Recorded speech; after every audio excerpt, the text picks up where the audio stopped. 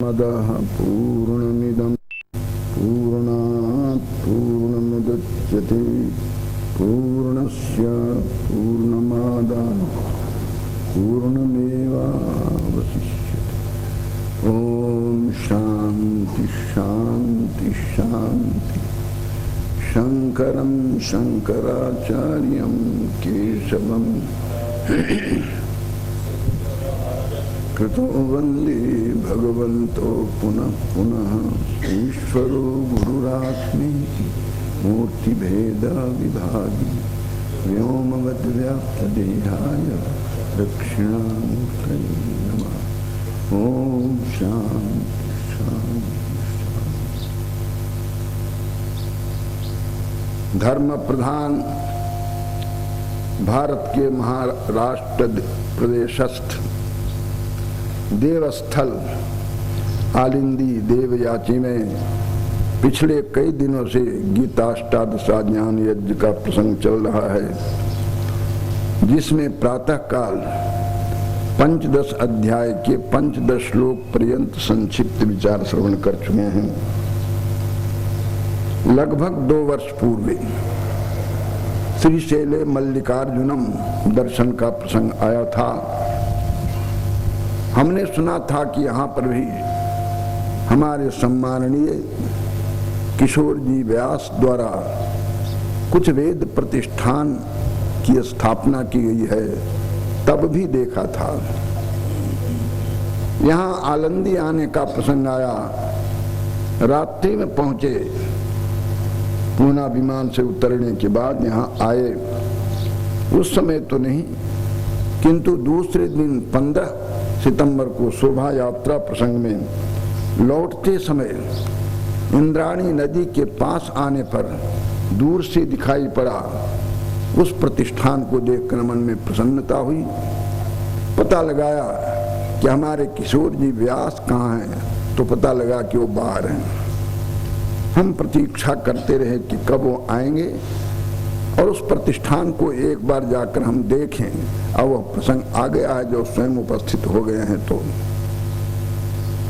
इस क्षेत्र में कथा ब्याज से विपुल धन का संग्रह लोग कर रहे हैं। पुरुष का सही उपयोग करने वाले एक ही व्यक्ति हैं, और वह है श्री किशोर जी व्यास, जिन्होंने भारतीय संस्कृति और उसका मूल स्थान वेद के प्रचार के लिए बहुत बड़ा काम किया है, कर रहे हैं और आगे भी करेंगे। इधर आलंदी में वारकरी संगठन की ओर से जो प्रचार होता है वह भी एक अद्वितीय है। यद्यपि भारत की राजधानी दिल्ली है और महाराष्ट्र की राजधानी बंबई है, पर बंबई में यह दृश्य देखने को नहीं मिलता है जो आलंदी में देखने को मिल रहा है। यहाँ एक और वारकरी संगठन की ओर से विपुल प्रचार अभंग द्वारा जन सामान्य के हृदय में भी बड़ा ऊंचा स्थान कर लिया है। ज्ञानदेव तुकाराम जी महाराज ने वहाँ दूसरी ओर भारतीय संस्कृति के मूल स्थान वेद का भी प्रचार होता है। पर हम ऐसे प्रसंग पर एक बात कह देना चाहते हैं, इन दोनों सांस्कृतिक प्रचार के बीच में जो खाई दिखाई पड़ती, इस खाई को पाटना चाहिए। पता नहीं इस खाई को पाटने का कोई प्रयास चल रहा है या नहीं। यथास्थान दोनों को काम करते हुए भी एक दूसरे को गले लगाने के लिए तैयार रहना चाहिए। और जहां तक के अधिकार की बात है, जो राम और कृष्ण ये दोनों भी वेद पढ़ने के अधिकारी हैं, तो आज के क्षत्रिय और वैश्य बालक को वेद पढ़ने का अधिकार क्यों नहीं दिया जा रहा, इस पर विचार करने का प्रश्न।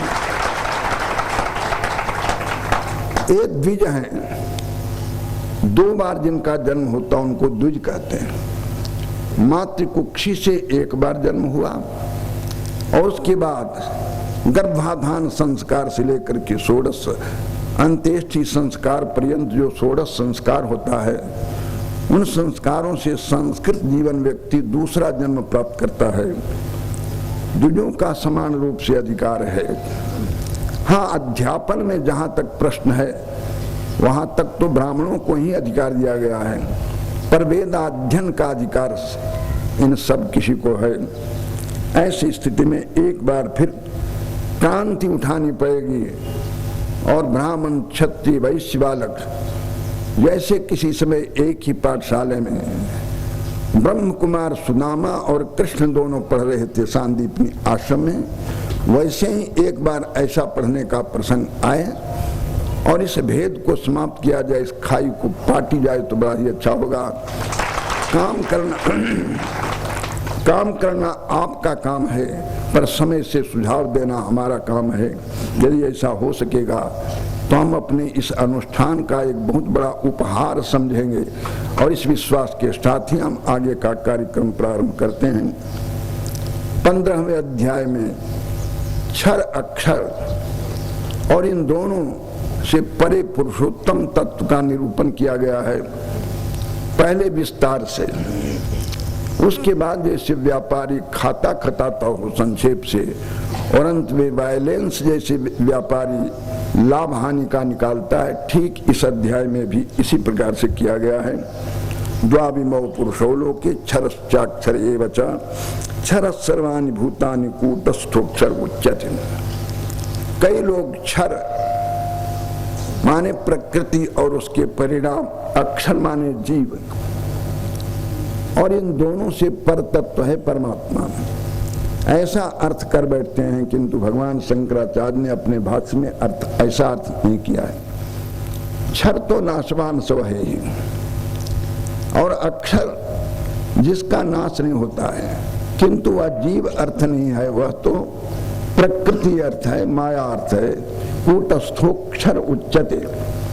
स्वयं भगवान श्री कृष्ण अक्षर की व्याख्या करते हुए कूटस्थ, जो कूट की भांति, जिसके रहस्य को जानना सब किसी के लिए संभव नहीं है, इस प्रकार से जो स्थित रहता है उसको अक्षर कहते हैं, यानी वो माया है, जो संपूर्ण पिंड ब्रह्मांड के परिणामी उपादान कारण है।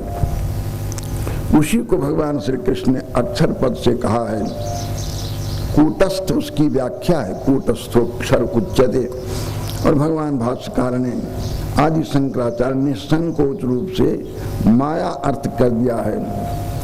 माया के कार्य को क्षर कहते हैं और स्वयं माया अनादिकाल से चल रही है। तत्व ज्ञान के बिना उसका समापन नहीं होता, उसकी इति नहीं होती है, इसलिए उसको भी अक्षर कहते हैं। इन दोनों से पृथक एक पुरुष है, उत्तम पुरुषस्तु अन्यः,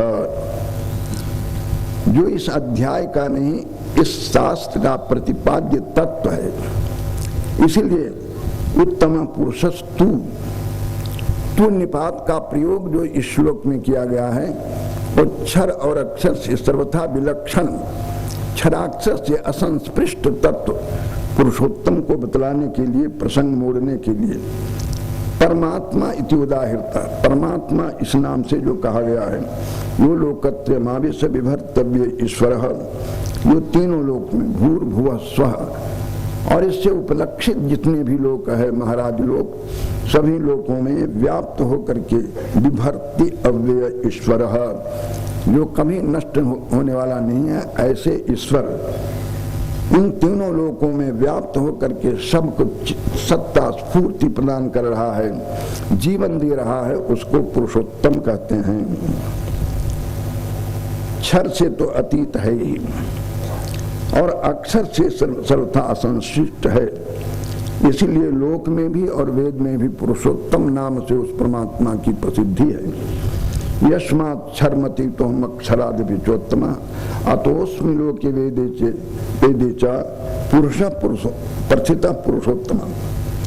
क्षर माया के कार्य उससे अतीत है, असंस्पृष्ट है, और अक्षर जो स्वयं त्रिगुणात्मिका माया है उससे भी उत्तम है।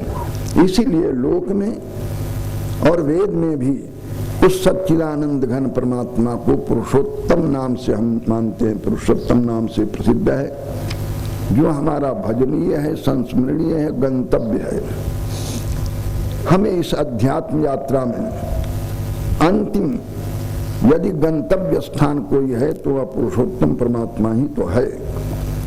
जब तक कि हम उसे प्राप्त नहीं कर लेते हैं तब तक ये जीवन यात्रा की गति ऐसे ही चलती रहेगी जैसे आज तक चलती रही है। कोई असमूढ़ पुरुष ही उस पुरुषोत्तम को जान सकता है।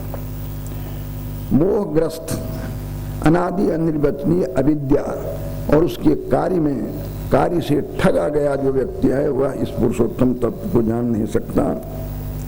यो माम एवं इस अध्याय में कहे गए प्रकार तरीका साधनों से जानेगा।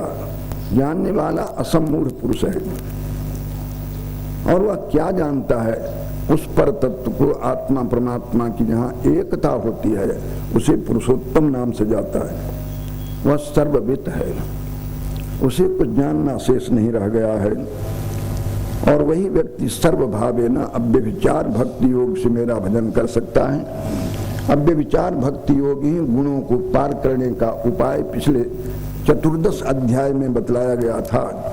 वह सर्वभावेन मनसा वाचा कर्मणा सभी प्रकार से उस पुरुषोत्तम तत्व को आत्मभावेन भजन करेगा और फिर यह संसार यात्रा उसकी पूरी हो जाएगी, अपने गंतव्य स्थान पर पहुंच जाएगा। अर्जुन, यह शास्त्र अत्यंत गोपनीय है। ऐसे गुह्य बहुत हैं पर यह गुप्त गुह्यतम है। यह शास्त्र गुप्त गुह्यतम है। मैंने कहा है, तुझे कहा है। यह शास्त्र तुम्हें कोई परंपरा से प्राप्त नहीं हुआ किंतु साक्षात मैं तुझे बतला रहा हूं। हे निष्पाप अर्जुन, एतद् बुद्ध्वा बुद्धिमान स्यात्। यदि शास्त्र के मर्म को रहस्य को कोई जान लेगा तो वही बुद्धिमान कहा जाएगा और उसी में कृतकृत्यता आएगी। कृतम कृतम प्रापनीयम प्राप्तम। जो कर्तव्य था उसे कर लिया, जो प्राप्तव्य था उसे पा लिया। न कुछ करना शेष है न कुछ पाना शेष है। हे भारत, जीवन यात्रा की परिसमाप्ति यही होती है और यही गंतव्य स्थान है। गीता और अन्य सभी शास्त्र हैं, सभी शास्त्र हैं, किंतु गीता के अंतर्गत जो 15 अध्याय है इसे शास्त्र की संज्ञा भगवान श्री कृष्ण ने दी है और यह सब किसी के लिए अत्यंत मार्मिक ग्राह्य तत्व इसमें बतलाया है। क्षर और अक्षर, क्षर से अतीत और अक्षर से भी उत्तम जो तत्व है जिसे पुरुषोत्तम संज्ञा दी गई है, उस तत्व को आप जानिए। भेद दृष्टि से नहीं, आत्मभाव में जानिए। वही पुरुषोत्तम हमारी आत्मा है, हमारा स्वरूप है। वस्त्राभूषण से जिसे हमने सजा रखा है यह तो एक वाहन है उस मंजिल तक पहुंचने के लिए। ठीक है, जैसे वाहनों को भी आप परिमार्जन करते हैं, उसमें भी डालते हैं, खुराक डालते हैं, ऐसे ही इस शरीर को भी वाहन रूप मानकर इसका परिष्कार कीजिए। इसमें आप पेट्रोल भरिए, कोई बात नहीं, किंतु यही मैं हूँ ऐसा मानने की भूल मत कीजिए। यह हमारे परमार्थ तत्व तक पहुंचने के लिए एक वाहन के रूप में है। इसी रूप में इसका अनुसरण कीजिए। हमारा वास्तविक स्वरूप तो वह पुरुषोत्तम ही है। ऐसा समझ जाएंगे तो भगवान श्री कृष्ण के शब्दों में एतद् बुद्ध्वा बुद्धिमान स्यात्, इसको जानकर बुद्धिमान हो जाता है और कृत हो जाता है। उसके जीवन में कुछ करना शेष नहीं रहता। इन शब्दों के साथ पुरुषोत्तम योग नामक 15 अध्याय पूर्ण हो जाता है। आइए, संपदा संसार में बहुत सी है और रात दिन संपत्ति को बटोरने और भोगने में सभी लोग लगे हुए हैं। विशेष रूप से मनुष्य आपाधापी कर रहे हैं, अहम अग्रे। पर इन गरीबों को पता नहीं है कि संपद कितने प्रकार की होती है। आसुरी संपदा, दैवी संपदा और राक्षसी संपदा। उपनिषदों में मानुष वित्त और दैव वित्त दो प्रकार का वित्त कहा गया है। मानुष वित्त के संग्रह और उपभोग में सभी लोग आपाधापी कर रहे हैं, पर दैव वित्त के संग्रह और उपभोग की चिंता बहुत कम लोगों को है। मानुष वित्त जो प्रारब्ध या ईश्वरानुग्रह से आपको प्राप्त है, प्रारब्धानुसार प्राप्त है, आपके अपने पौरुष से नहीं। और पौरुष भी तभी सफल होता है जब प्रारब्ध भी साथ देता है, ईश्वर का अनुग्रह साथ देता है, तब मानुष प्रयत्न भी सफल होता है। जिसके बल से आप मानुष वित्त का संग्रह करते हैं, जमीन, जायदाद, बैंक बैलेंस, अच्छे परिवार, समाज में उसका सम्मान, ये सब मानुष वित्त है। पर इस मानुष वित्त को आप दैव वित्त में और राक्षस वित्त में भी बदल सकते हैं। मानुष वित्त जो ईश्वरानुग्रह से अथवा प्रारब्ध वेग से प्राप्त है, आप इस मानुष वित्त को दैव वित्त में बदल सकते हैं, राक्षस वित्त में बदल सकते हैं।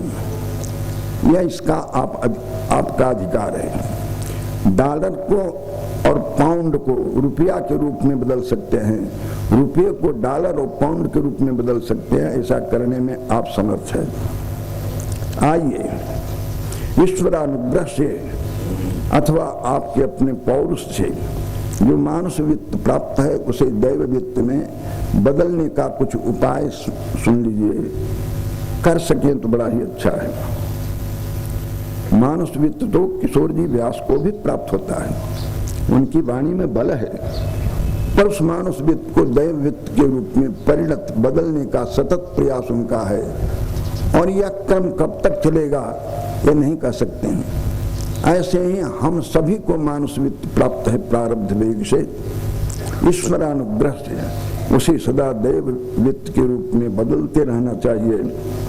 इसीलिए आगे दैवासुर संबद्ध विभाग योग जो 16वां अध्याय है, वह अध्याय प्राप्त हो रहा है। भगवान भाष्यकार इसके आरंभ में कहते हैं, दैव आसुरी राक्षसी चेत प्राणी नाम प्रकृति नवमे अध्याय सूचिता। नवम अध्याय में मनुष्य की प्राणी की प्रकृति स्वभाव बतलाई गई। एक दैवी प्रकृति, एक आसुरी प्रकृति और एक राक्षसी प्रकृति है।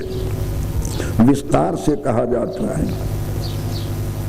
उसी बात को विस्तार से बतलाने के लिए अब ये 16वां अध्याय प्रारंभ हो रहा है।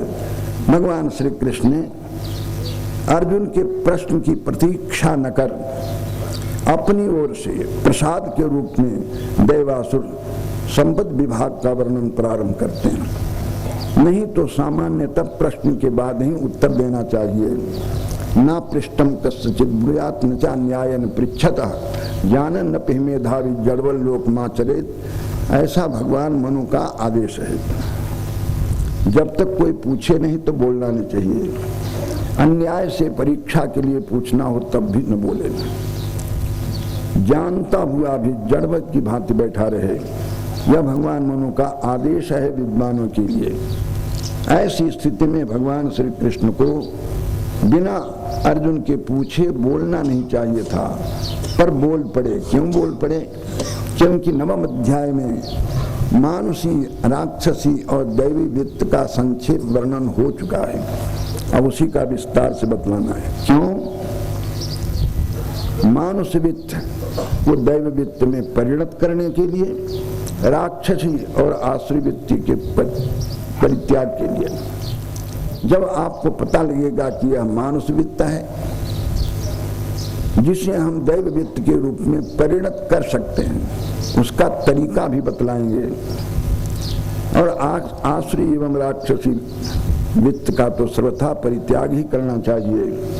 इसी उद्देश्य से अर्जुन के प्रश्न की प्रतीक्षा न करके भगवान श्री कृष्ण अपनी ओर से कह पड़े, अभियम सत्व संशुद्धि ज्ञान योग स्थिति दानम दमश्च यज्ञश्च स्वाध्यायास्तप आर्जवम। दैवी संपदा 26 गुण वालों दैवी संपदा है।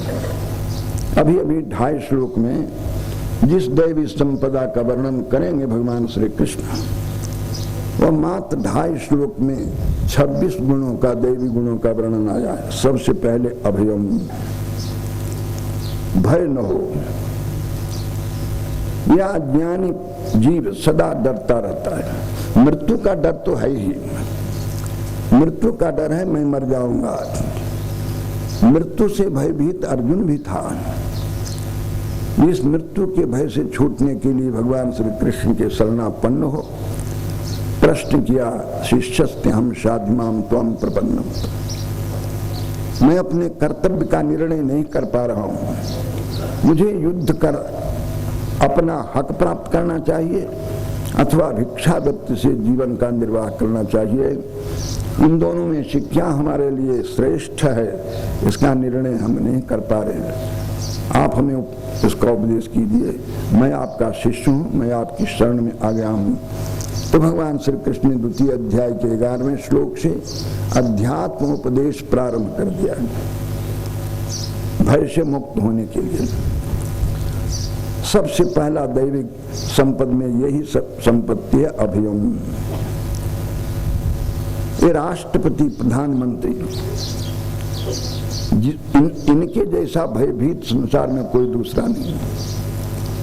इनके अपने जीवन की रक्षा के लिए बहुतों को परेशान करना पड़ता है और हम आप किसी के सहायता के बिना ही घूमते रहते हैं, पूरे विश्व में भ्रमण कराते हैं, क्योंकि हमें डर नहीं है। पर कहीं न कहीं हमें भी डरना पड़ता है।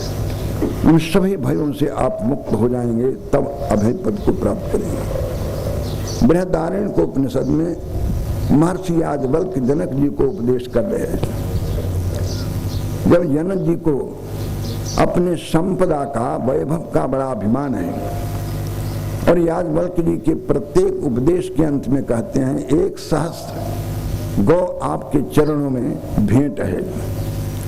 तब याज्ञवल्क्य जी कहते थे, मेरे पिता का कहना है जब तक कि शिष्य कृत न हो जाए तब तक उसके उपहार को नहीं लेना, नहीं स्वीकार करना। राजा जनक याज्ञवल्क्य जी के इस कथन से झेप जाते हैं और फिर सुनने की आकांक्षा प्रकट करते हैं। अब तक के राजा जनक उस ब्रह्म विद्या का मूल्यांकन केवल सहस्त्र गौ ही करते थे। इस विद्या के ऋण से हम मुक्त हो जाएंगे यदि 1 सहस्त्र गौ महर्षि याज्ञवल्क्य के चरणों में भेंट कर देंगे तो।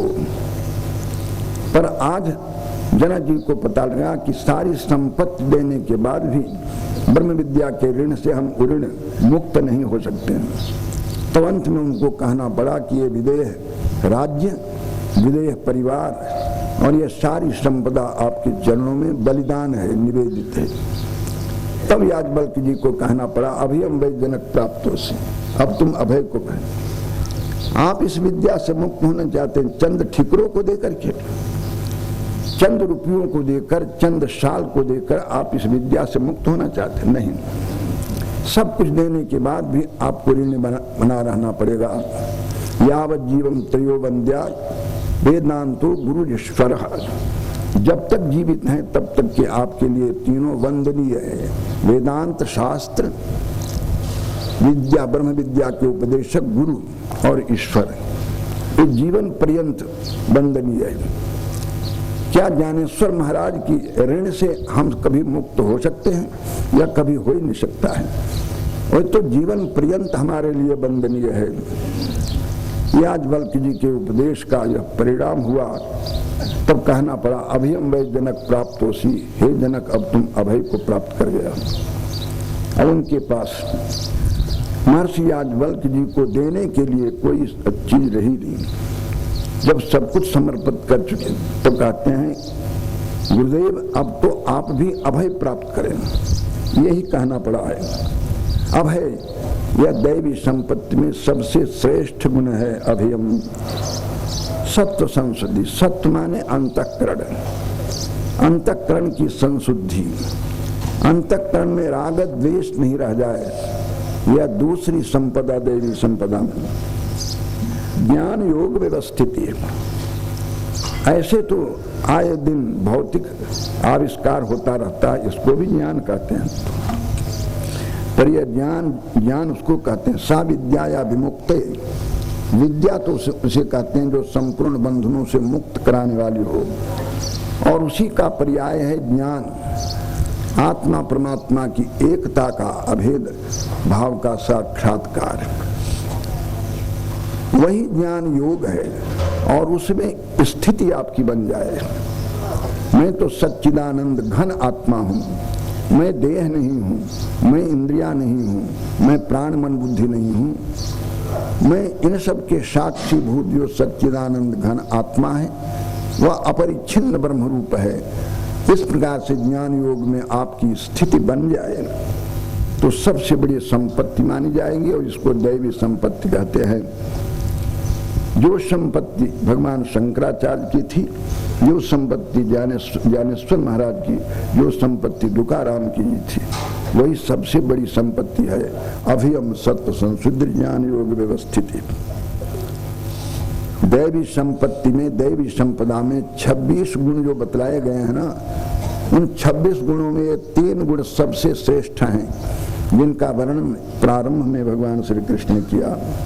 दानम, मानुष वित्त आपको प्राप्त है, इसे यदि दान में आप लगाते हैं, वेद विद्या के प्रचार में और किसी भी विद्या के प्रचार में किसी दीन दुखिया जरूरतमंद लोगों को दे करके आप अपना जीवन सफल बना सकते हैं। दान से आप इस मानुष वित्त को दैव वित्त में परिणत कर सकते हैं, बदल सकते हैं। दानम दमश्च, ऐसे तो इंद्रियों से विषयों का भोग होता है, उस समय भी क्षणिक सुख तो मिलता है, पर इंद्रियों के दमन से जो सुख मिलता है वह विषय उपभोग से सुख नहीं मिलता है। विषय उपभोग से क्षणिक नश्वर सुख प्राप्त होता है और इंद्रियों के दमन के फलस्वरूप अंतर शुद्धि होती है।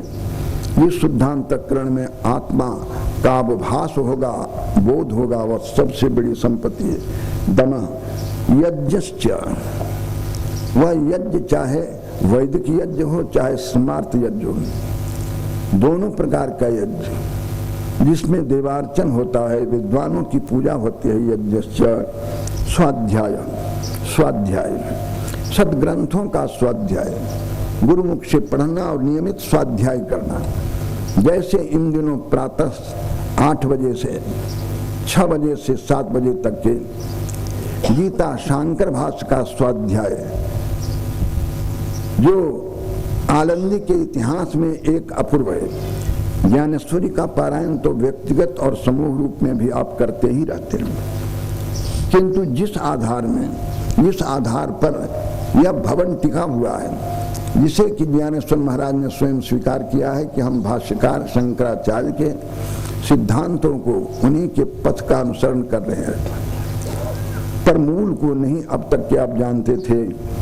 अब इस अनुष्ठान के अंतराल में जहाँ 6 बजे से 7 बजे तक के प्रतिदिन गीता शांकर भाष्य का सामूहिक पारायण हो रहा है, इस पारायण को स्थायी बनाने के लिए आप में से बहुतों ने व्रत ले लिया है। उस व्रत को निभाइए और उसमें और भी प्रगति लाइए तो बड़ा ही अच्छा होगा। इसको स्वाध्याय कहते हैं। अर्थ जाने बिना भी यदि सद्ग्रंथों का स्वाध्याय आप करते हो तो उसको स्वाध्याय कहते हैं, और अर्थ ज्ञान पूर्वक यदि पढ़ेंगे तो उसको स्वाध्याय ज्ञान यज्ञ की संज्ञा दी गई है गीता में। दानम दमस्य यज्ञ स्वाध्याय तप अर्जवम। तप हम सभी लोग करते हैं, धनार्जन के लिए, लोक सम्मान के लिए करते हैं, पर नहीं, आत्म कल्याण के लिए जो स्वधर्माचरण है, मन और इंद्रियों की एकाग्रता है। मनश्च एकाग्रम च, मन और इंद्रियों की एकाग्रता को महान तप कहा है भगवान शंकराचार्य ने। तप आर्जवम। आजकल राजनीति में जितना छल कर सकें उसको अच्छा मानते हैं, बुद्धिमान मानते हैं। अंतिम क्षण तक के पता नहीं लगे कि हमारे सामने वाला क्या करना चाहता है। राजनीति में इसको अच्छा गुण माना है, नहीं कहना चाहिए, प्रकट नहीं होना चाहिए, किंतु साधु वृत्ति से जिस रास्ते से हम चल रहे हैं उसमें यह हानिकारक है। रिजुता, सरलता, मन वाणी की सरलता। मनस्येकम वचस्येकम कर्मण्येकम महात्मनाम, मनस्यन्नद वचस्यन्नद कर्मण्येकम कहा है। सरलता, अहिंसा, किसी भी प्राणी की हिंसा न करे, किसी को भी कष्ट शरीर मन वाणी से न दे, इसी का नाम अहिंसा। दूसरों को कष्ट नहीं दे, इतने में अपनी भी हिंसा न करे। अपनी हिंसा माने यदि आपने आत्मा को जान लिया तो आप अपने साथ में न्याय कर रहे हैं, अहिंसा बरत रहे हैं।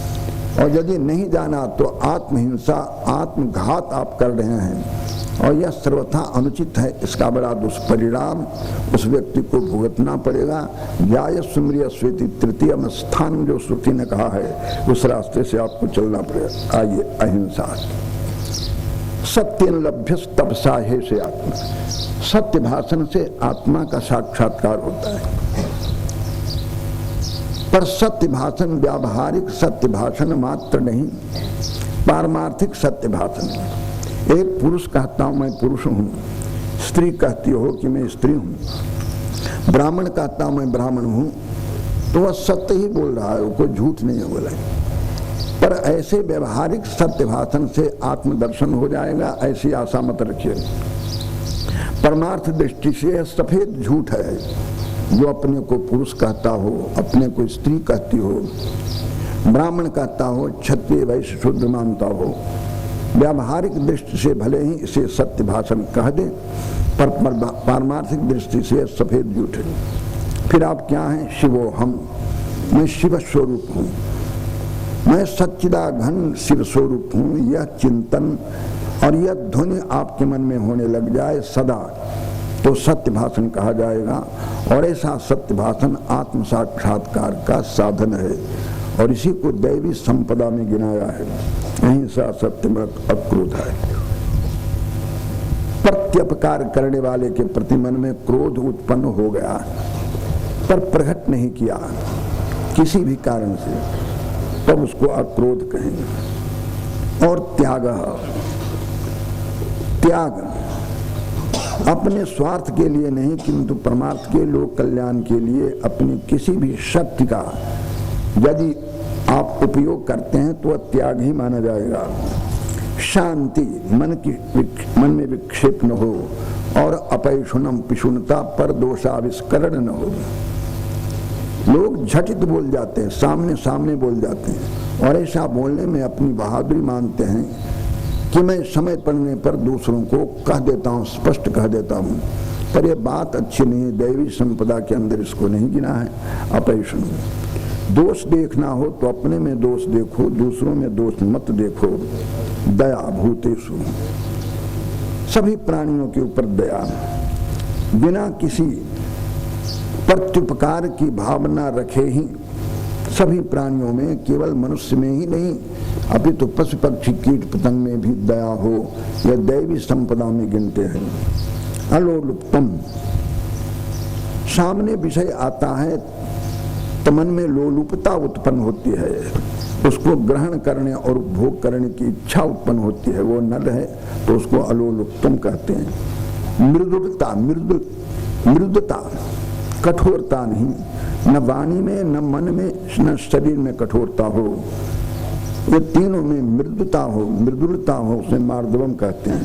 ही शास्त्रीय लोक विरुद्ध आचरण करने में लज्जा आती हो।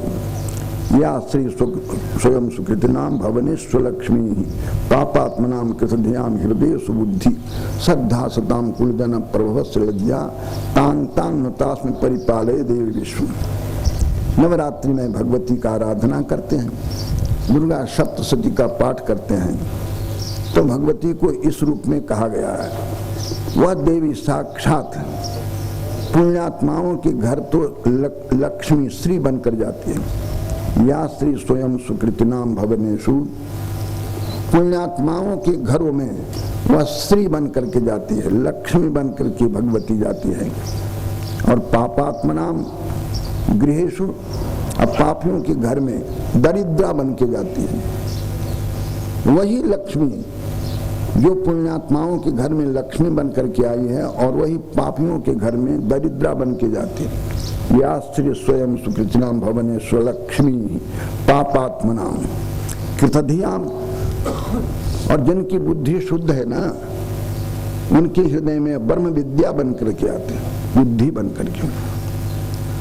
कृतधियाम भवन हृदय सुबुद्धि श्रद्धा सताम कुलजना, जो कुलीन पुरुष हैं उनके हृदय में श्रद्धा बनकर के वह भगवती जाती है। श्रद्धा किसी के हृदय में श्रद्धा उत्पन्न हो तो कम संपत्ति नहीं है, वह दुर्गा की अनुकंपा है। श्रद्धा सताम कुल जन्म पवस्य लज्जा, और कुलीन पुरुष के हृदय में लज्जा बनकर जाती है और दूसरों के यहाँ निर्लज्ज बनकर जाती है। उसी भक्ति उसी को कहा है ह्री अचापलम, बेमतलब हाथ पैर चलता रहे उसे चपलता कहते हैं।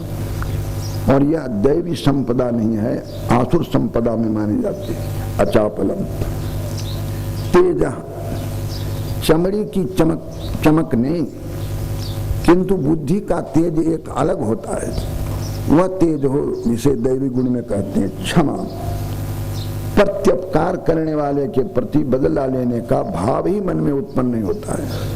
जब सभी शरीरों में हमारे आराध्य सच्चिदानंद घन परमात्मा बैठे हैं, या यूं कहो कि मैं ही वहां बैठा हुआ हूं, तो बदला लेने का भाव ही कहां से मन में उत्पन्न होगा।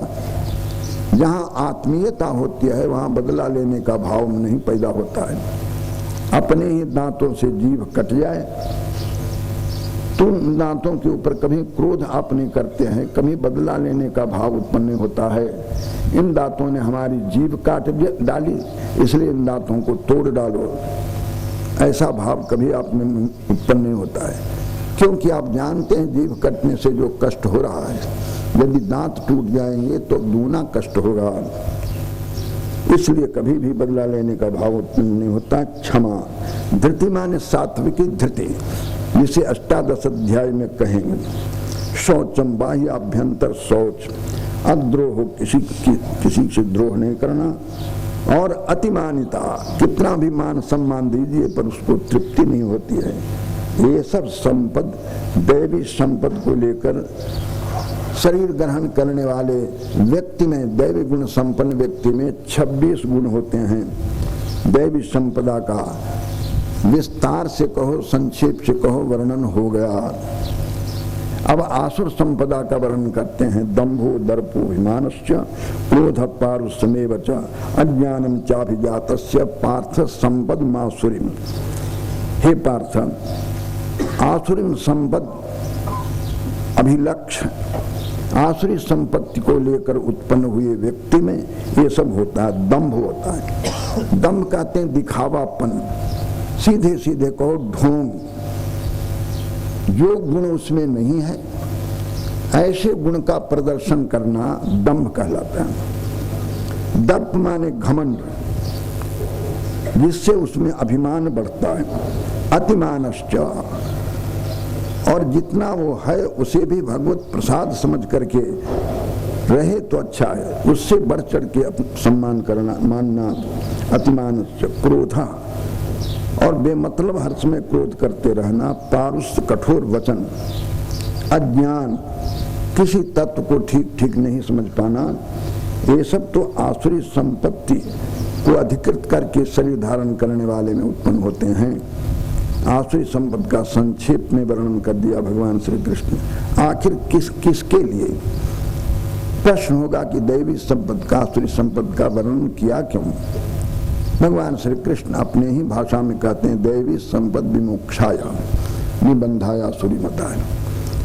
दैवी संपत्ति संसार बंधन से मुक्त दिलाने के लिए मानी गई है, और आसुरी संपत्ति बंधन दिलाने वाले है।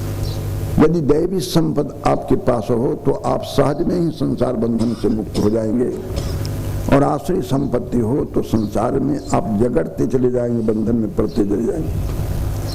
बात को सुनकर के अर्जुन के मन में यह भाव उत्पन्न हो सकता है कि आखिर मैं क्या हूँ। भगवान श्री कृष्ण उसे आश्वासन देते हैं, माँ शुचा संपदम देवी अभिजातोषि भारत। हे भरत वंश में उत्पन्न अर्जुन, हे सदा ज्ञान में रत रहने वाला अर्जुन, तुम तो दैवी संपत्ति को लेकर प्रकट हुए हो, इसलिए तुम में आसुरी संपत्ति नहीं है। माँ शुचः, शोक मत कर, देवी संपदम देवीम अभिजातोषि। तू तो दैवी संपत्ति को लेकर प्रकट हुए हो, इसलिए तुम में आसुर संपत्ति नहीं है। कह दिया गया।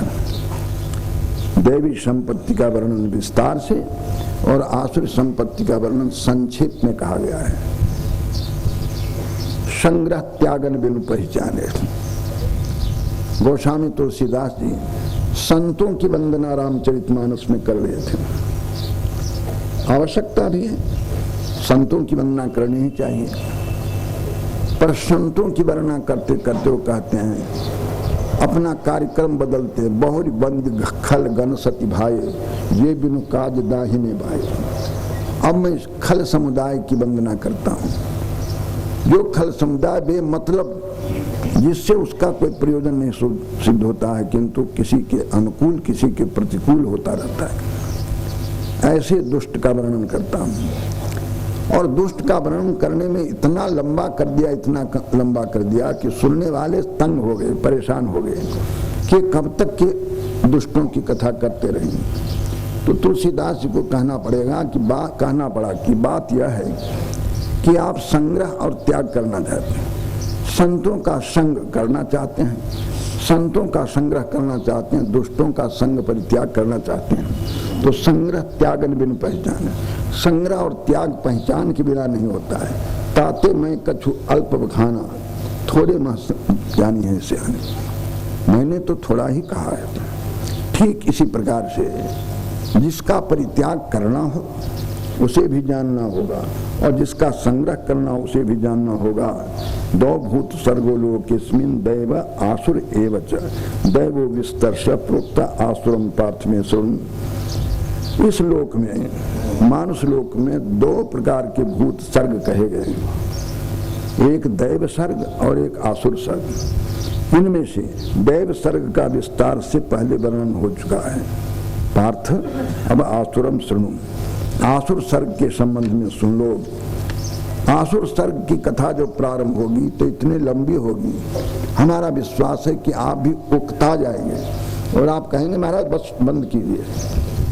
आसुर सर्ग का इतना विस्तार से वर्णन करने किए जा रहे थे। आज यदि मत गणना हो तो कितने लोग इस आनंदी नगर में भी आसुर पक्ष में कितने मत देंगे और दैव पक्ष में कितने मत देंगे, ये पता लग जाएगा। अब 13 तारीख को जो मतदान होना है ना, तो कौन आसुर पक्ष में मतदान करेंगे, कौन दैव पक्ष में, हमको ये पता नहीं कि राजनीति में से कौन असुर है कौन देवता है, हम नहीं जानते। पर आप इसका निर्णय स्वयं ही करेंगे और अपना मत जहां तक के है दैव पक्ष में देने का प्रयत्न करेंगे, असुरों के पक्ष में अपना मत देने का प्रयत्न नहीं करेंगे। आप बुद्धिमान हैं इसलिए। प्रवृत्तिम च निवृत्तिम च जना न विदुरासुरा, न शौचम न पिचाचारो न सत्यम तेषु विद्यते। असुरा जना प्रवृत्तिम न विदु निवृत्तिम च न विदु। आसुरी संपत्ति से संपन्न जो व्यक्ति होते हैं उनको आसुरा जना कहते हैं। ये प्रवृत्ति मार्ग, गार्हस्थ जीवन कैसे बीतना चाहिए उसे भी कहते तो अपने को गृहस्थ है, पर गृहस्थ उचित जीवन उनका नहीं है। न प्रातः काल वेद स्वाध्याय है, न संध्योपासना है, न देवर्षि पितृ तर्पण है। जो कि मनुष्य होने के नाते उसको करना ही चाहिए था, पर इनमें से एक भी नहीं करता है, प्रवृत्ति को भी नहीं जानता है। और निवृत्ति समस्त शास्त्रीय लौकिक क्रियाओं को छोड़कर एक आत्मा में ही कर्मण्य कर्म यह प्रसिद्ध कर्मण्य से कर्म यह सब बुद्धिमान मनुष्येषु सयुक्त कृत्स्न कर्म कृत। भगवान श्री कृष्ण ने चतुर्थ अध्याय गीता में कहा है कि कर्म तो शरीर मन वाणी से होते रहते हैं, पर इसी के मध्य में एक अकर्म आत्मा है, उसको जो जानता है।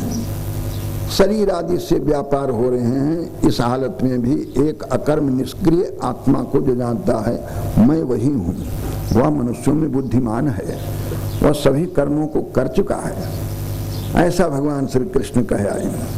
वो निवृत्ति को जानता है, निवृत्ति को जानता है, किंतु ये असुर संपदा वाले न प्रवृत्ति को गार्हस्थ उचित प्रवृत्ति मार्ग को जानते हैं, न संन्यास उचित निवृत्ति मार्ग को जानते हैं। प्रवृत्तिम च निवृत्तिम च जना न विदुरासुरा। उनमें शौच भी नहीं होता है। शौच माने पवित्रता, न बाह्य शुद्धि है, न आभ्यंतर शुद्धि है, न आचरण ही होता है। मनुष्य होने के नाते कैसा आचरण होनी चाहिए ये भी नहीं जानते। तेषु न सत्यम विद्यते, उनमें सत्य भी नहीं है, सत्य भाषण जानते ही नहीं है। व्यावहारिक सत्य को भी ठीक ठीक नहीं समझते हैं। परमार्थ सत्य जिसका अभी अभी स्वरूप हमने बतलाया था कि सच्चिदानंद घन आत्मा को जानना और उसी में अपनी निष्ठा रखना, और ऐसे सत्य भाषण से सिवो हम इस प्रकार का अहोरात्र भाषण होने लग जावे तो आत्मा लभ्य होगा। इसी परमार्थ सत्य भाषण से आत्मा की प्राप्ति हो सकती है।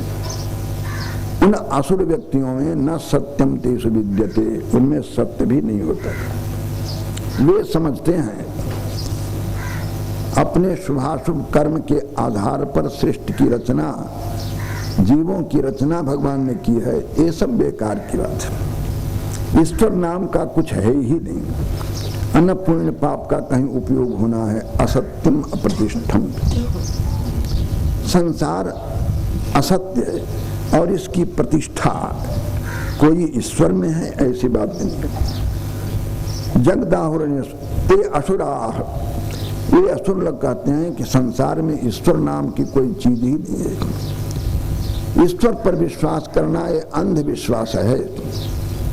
अभी अभी एक सज्जन कह रहे थे कि महाराष्ट्र के विधानसभा में एक प्रस्ताव आने वाला है, एक कानून बनने वाला है।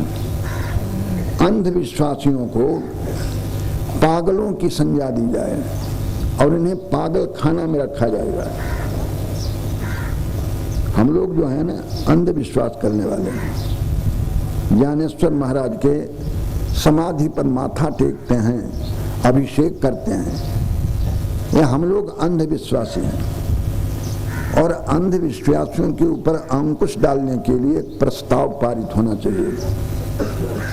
और ऐसे अंधविश्वासी जहाँ हैं उनके ऊपर अमुक अमुक टैक्स लगना चाहिए। क्या पता ऐसा दुर्दिन भी आ जाए कि हम अंधविश्वासियों को कुछ अनावश्यक टैक्स भी भरना पड़े। ये यही की बात कह रहा हूँ।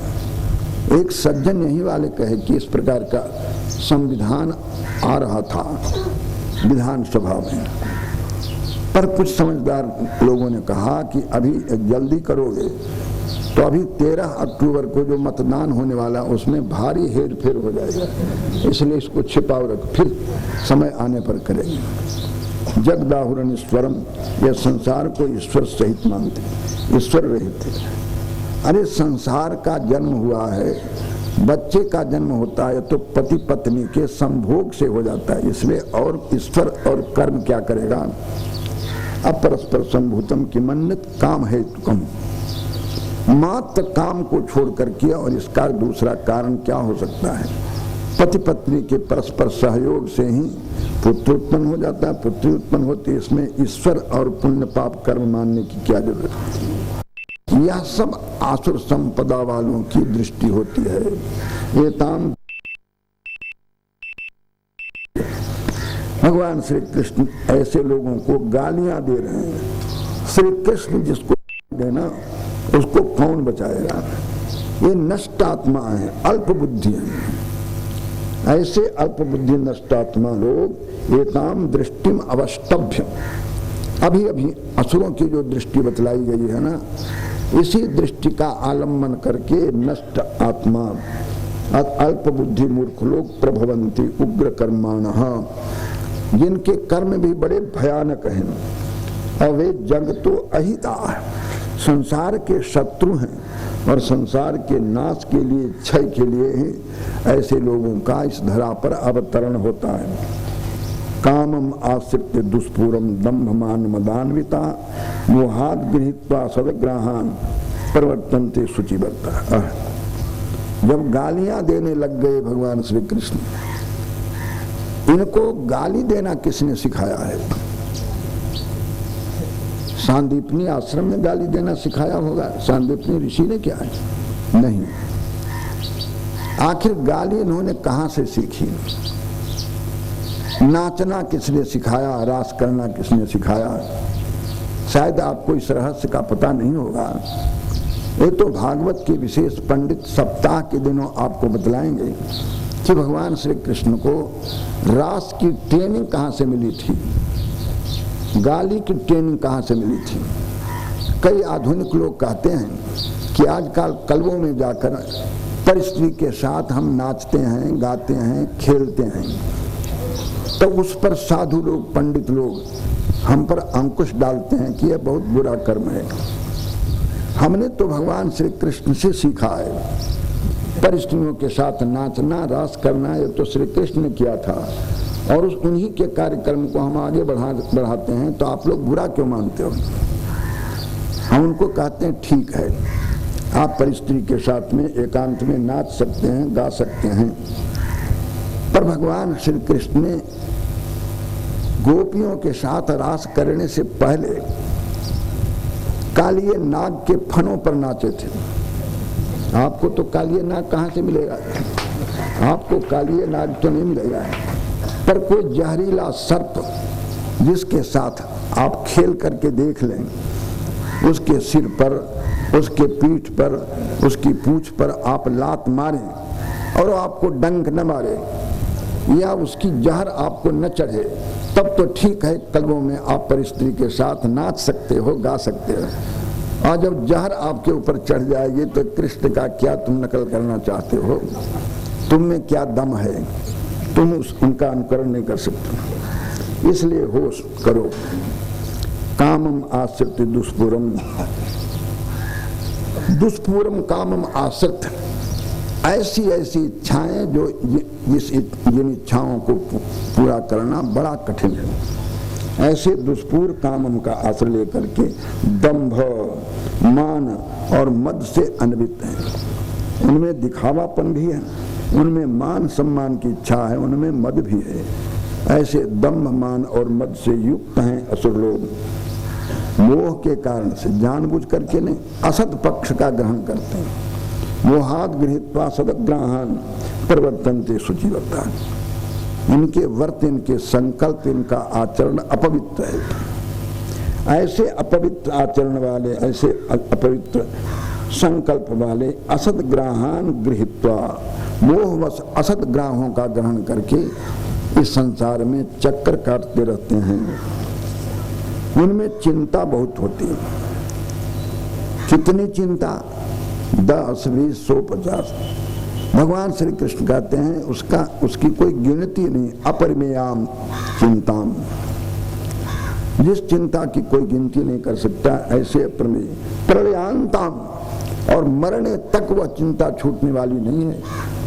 ऐसी चिंताओं का आश्रय लिए बैठे रहते हैं। जीवन का सबसे बड़ा महत्व, सबसे बड़ी प्रगति है कामोपभोग, विषयों को भोग करना, मन चाहा विषयों को भोग करना, निरंकुश विषयों का भोग करना।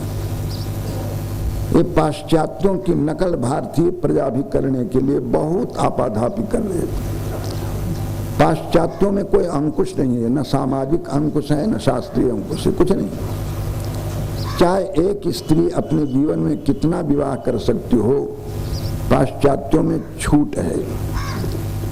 जो देश विदेश में सभी जगह कथा करने के लिए जाते हैं ना,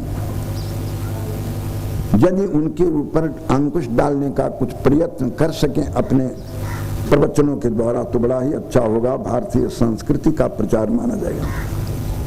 पर इनकी कथा में वे लोग आते ही नहीं हैं। इनकी कथा में तो भारतीय प्रजा ही आती है, जो भारतीय प्रजा वहां पर बसी हुई है, उनके ऊपर इनका अंकुश नहीं।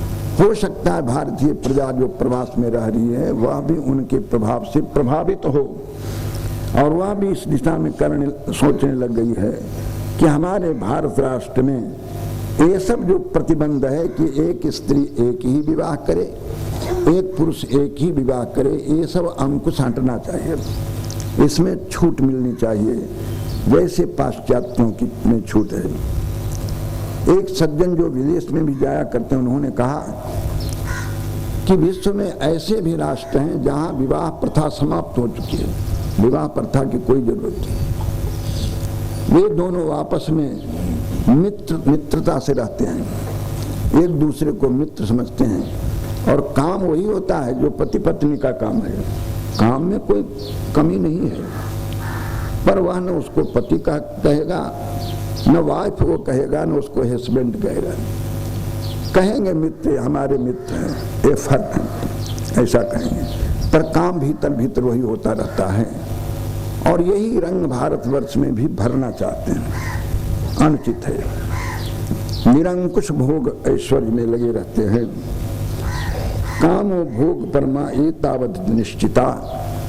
काम भोग के पारायण है आसुरी संपत्ति वाले, और बस जीवन का कुछ लक्ष्य है तो एतावत् निश्चिता।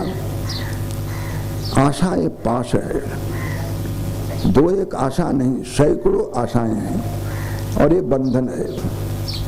आशा पाश तैर्बद्धा काम क्रोध परायणा। सबसे श्रेष्ठ यदि कोई लक्ष्य है तो काम क्रोध ही है। वे काम के पारायण है, क्रोध के पारायण है। और चाहते हैं क्या? कामो भोग परमाम अन्यायेन अर्थ संचयान। न्याय पूर्वक जीवन निर्वाह के लिए धन संग्रह करना ये किसी के लिए निषिद्ध नहीं है, मठाधीशों के लिए भी छूट है। ऐसे तो सन्यासियों के लिए कहा गया है। भगवान शंकराचार्य से एक ने पूछा कि सन्यास जीवन में त्याज्य क्या है, क्या इसको छोड़ना चाहिए? किमत्र हेयम, यह है भक्त का प्रश्न। अत्र सन्यास जीवने किम हेयम। भगवान शंकराचार्य ने कहा कनकम च कांता। कनक और कांता इन दोनों का परित्याग करना चाहिए साधु जीवन में, इससे दूर रहना चाहिए। किमत्र हेयम कनकम च कांता। सदा सुनना क्या चाहिए? श्राव्यम सदा किम, यह प्रश्न है। तो भगवान शंकराचार्य ने कहा गुरु वेद वाक्यम, गुरु का वाक्य और वेद वाक्य यही सदा अपने कानों से सुनना चाहिए। किमत्र हेयम कनकम च कांता श्राव्यम सदा किम गुरु वेद वाक्य। आदि शंकराचार्य की छोटी सोच पुस्तक है, प्रश्नोत्तरी नाम के पुस्तक है, जिसमें 100 से भी अधिक प्रश्न और उत्तर है। छोटे छोटे प्रश्न और उत्तर, इतना पक्का उत्तर है जो उत्तर अन्यत्र मिल नहीं सकता है। ऐसे ऐसे उत्तर दे रखा है स्तोत्र ग्रंथों में। करें स्तुति, किंतु स्तुति के ब्याज से बहुत बड़े जीवन की समस्याओं का समाधान वहां पर हो गया है। उसी प्रसंग में यह भी किमत्र हेयम, सन्यासी के लिए क्या इस जीवन में हेय है गैरिक वस्त्रधारियों के लिए? भगवान शंकराचार्य ने कहा कनकम च कांता। कनक ही है और कांता है। यदि कोई उपहार के रूप में दे जाता हो और तुम्हें किसी आश्रम का दायित्व संभालना भी है, तो ऐसे हालत में उसे स्वीकार कर लेते हो तो कोई दोष नहीं माना जाएगा। किंतु अन्याय पूर्वक धन का संग्रह और उसका उपभोग यह अत्यंत ही है। अतः चिंताम परिमेयाम च प्रलयांताम उपासता। अपरिमेयी चिंता जो मरने तक भी पूरी होने वाली नहीं है, ऐसे चिंताओं का आश्रय लिए बैठे हैं। कामोपभोग परमा, कामोपभोग परायण है और इसी को जीवन का अंतिम लक्ष्य मानते हैं। आशा पाश सतैर्बद्धा। आशा पाश तो है ही है, आशा तो जीव को बांध रखा है। सैकड़ों आशा पाश से बंधा हुआ है। काम क्रोध परायणा, काम ही परम ऐन है, परम गति है, क्रोध ही परम गति है। ऐसा वे है। इहन्ते काम भोगार्थम, और वे काम भोग के लिए, विषय भोग के लिए, संसार में सुख पूर्वक जीने के लिए अन्यायेन अर्थ संचयान इहन्ते। न्याय पूर्वक नहीं, अन्याय पूर्वक जो रास्ता उसके लिए विहित नहीं है, ऐसे रास्ता को अन्याय पूर्वक रास्ता कहते हैं। उस रास्ते से भी अर्थ का संचय करते हैं। वे कहते रहते हैं इदमद्य मया लब्धम इमं प्राप्त से मनोरथम, इतना धन तो आज हमको मिल ही गया है, कल इतना और मिल जाएगा। बस इसी बात को रात दिन सोचते रहते हैं। हमने गीता भाष्य का इतना पारायण अब तक के किया है, आगे और पारायण करेंगे। अब तक तो केवल गीता भाष्य का ही पारायण किया, आगे उपनिषद भाष्य का पारायण करेंगे, उसके बाद ब्रह्मसूत्र भाष्य का पारायण करेंगे। ये सब नहीं। इदम अद्य मया लब्धम, यह धन तो आज मुझे प्राप्त ही हो गया है, कल इतना और भी प्राप्त कर लेंगे। इदम अद्य मया लब्धम इदम प्राप्त से मनोरथम, अब इतना मनोरथ और भी आगे हम प्राप्त कर लेंगे। इदम अपि अस्ति, इदम अस्ति, इतना धन तो हमारे पास है। इदम अपि में भविष्यति पुनर्धनम, फिर मुझे इतना धन आगे और भी हो जाएगा। जैसे पामर लोग सोचते हैं, ऐसे ही सद्गृहस्थ और सत साधु भी सोचते रहते हैं। भजन साधन, सदग्रंथों का चिंतन अनुसंधान, कोई नया आविष्कार की ओर उनका मन नहीं जाता है, किंतु यही करते रहते हैं। इदम अद्य मया लब्धम धर्म इदम मनोरथम प्राप्त से, यह मनोरथ आगे प्राप्त कर लेंगे। इदम अस्ति इदम अपि भविष्यति पुनर्धन, इतना तो आज हमारे पास है ही, इतना और भी हो जाएगा।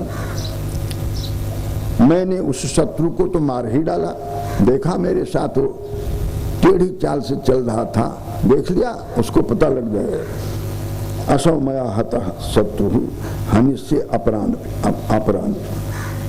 उस शत्रु को तो मैंने मार ही डाला, अब आगे जो बच रहे हैं हमारे साथ टेढ़े चलते हैं, उनको भी मैं मार डालूंगा। मैं ईश्वर हूँ, मैं भोगी हूँ, मैं सिद्ध हूँ, मैं बलवान हूँ और मैं सुखी हूँ। आसुरी संपत्ति वालों का रात दिन यही चिंतन होता है। हम जानते हैं कि आप आसुरी संपत्ति वाले नहीं हैं, इसलिए आपके बीच में यह सब कुछ कहने की आवश्यकता नहीं है। या पर यह भी सत्य है कि आसुरी संपत्ति वालों से आए दिन आपकी मुठभेड़ तो होती रहती है। ऐसे लोगों से आपका दो दो हाथ होते रहता है। उनके संग से आप बचिए और उनके चंगुल में आप नहीं फंसिए। इसलिए आसुर संपत्ति वालों की पहचान बतलाना और जानना आपके लिए आवश्यक है। असौ मया हतः शत्रु, वह शत्रु को मैंने मार ही डाला। अब दूसरे जो रह गए हैं, हम इससे च अपराध भी, ईश्वर वो हम, मैं ईश्वर हूँ, मैं बलवान हूँ, मैं सुखी हूँ। बस इन्हीं बातों को वे आसुरी संपत्ति वाले सोचते रहते हैं। आढ्यो हूँ, मैं संपन्न हूँ। क्यों जी, आप नहीं जानते मुझे? आढ्यो हूँ, अभिजनस्मि, मैं अच्छे विपुल परिवार वाला हूँ, मेरे सहायक भी कम नहीं है, बहुत से हैं। आढ्यो अभिजनवानस्मि कौन न्योस्ति से झूमया। अच्छा, मैं आपसे पूछता हूँ, मेरे समान इस आलंदी नगर में कोई है कि नहीं? नहीं महाराज, आपके समान कौन रहा? बस आप भी इस बात को मानते? बिल्कुल, हम भी इस बात को मानते हैं। आढ्यो अभिजनवान उसमें पुण्य सोमया यक्षे, मैं यज्ञ करूँगा और यज्ञ ऐसा करूँगा जैसा यज्ञ आज तक के किसी ने नहीं किया इस नगर में। और उस यज्ञ के अनुष्ठान द्वारा भी सबको मैं जीत लूँगा। जब सबसे बढ़कर के यज्ञ करूँगा तो उसको भी, उसमें नाचने वाली फिल्मियों को मैं बुलाऊँगा और यह करूँगा वह करूँगा। इन्हीं सब बातों को सोच रहे। यक्षे दास्यामी, मैं दान दूंगा, नटों को, नाचने वालों को दान दूंगा, कोई अच्छे कीर्तनकारों वालों को नहीं, नाचने वालों को दान दूंगा। मोद से आमोद प्रमोद करूंगा। यह सब अज्ञान विमोहिता, अज्ञान से सर्वथा मोहित रहने वाले असुर संपत्ति वाले लोग बोला करते हैं। कहते कहते भगवान श्री कृष्ण जैसा प्रवक्ता दुनिया में कोई मिलेगा नहीं। तत्व ज्ञान का तो उपदेश करते ही हैं, पर विपरीत पक्ष को भी कहने लग जाते हैं। तो इतना कहते हैं जितना आप कह ही नहीं सकते, उतना कहने की शक्ति आप में नहीं है, न उतना संग्रह ही आपके पास है। आप देख रहे हैं कि भगवान श्री कृष्ण केवल आत्म तत्व का निरूपण करते हैं, ऐसी बात नहीं। जब असुरों की कथा का प्रसंग आया ऐसी कथा, निपुण कथा कहने लग गए। क्या कहना है। रामचरितमानस में पार्वती जी तो केवल उत्सुकता बस कहा, पर भगवान श्री कृष्ण पार्वती के प्रश्न को ठीक समझे और उसके प्रश्न का अनुमोदन किया। पार्वती तूने बहुत ठीक प्रश्न किया है कि इन्हें प्रश्न जगत हित लागी, संसार के कल्याण के लिए तुमने प्रश्न किया है। पर एक बात नहीं मोहि सुहानी, तुम्हारी एक बात हमें अच्छी नहीं लगी। मैं जानता हूं कि मोह बस तुमने कहा था, यद्यपि मोह बस कहो भवानी, यद्यपि तुमने मोह बस कहा है, अज्ञान के वशीभूत होकर के कहा, किंतु तुम्हारी बात मुझे अच्छी नहीं लगी।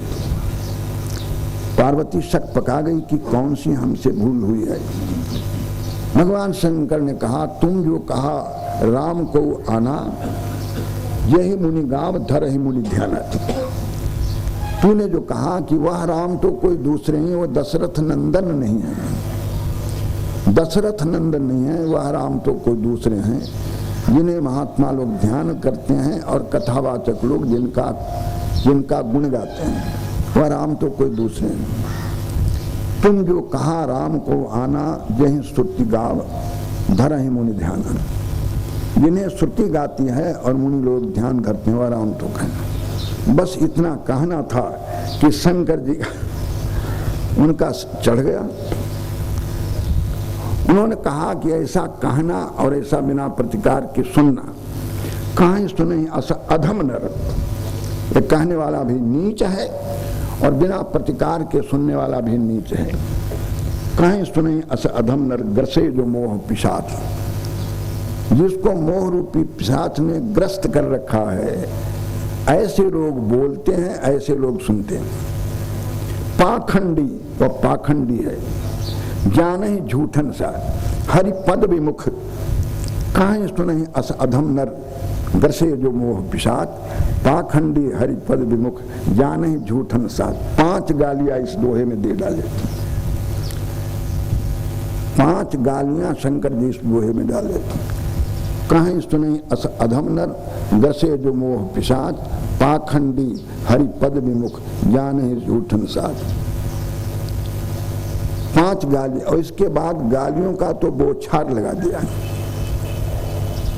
गाली देना भगवान कृष्ण ने सीखा है शंकर जी से, क्योंकि शंकर जी उनके आराध्य हैं, गुरु हैं। राम कृष्ण जितने भगवान के अवतार हैं ना, आप उनसे पूछिए कि आपके गुरु कौन हैं, तो कृष्णम वंदे जगत गुरु, कृष्ण ही जगत गुरु हैं, उन्हीं से सब कुछ सीखा है। तत्व ज्ञान भी सीखा है, गाली देना भी सीखा है।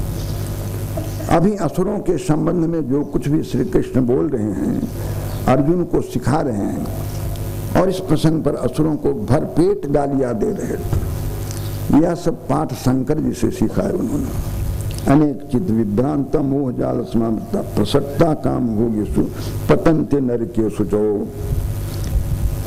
अनेक प्रकार से जिनका चित्त विभ्रांत है, जो मोह रूपी जाल से घिर चुके हैं, जकड़े हुए हैं, काम भोगेषु प्रसक्ता, सक्ता ने प्रसक्ता, काम भोगों में जो अत्यंत आसक्त हैं, ऐसे लोग नरक के अरे नरक तो अपवित्र होता ही है, अपवित्र नरक में गिरते हैं लोग। तो नरक भी कोई पवित्र होता है क्या?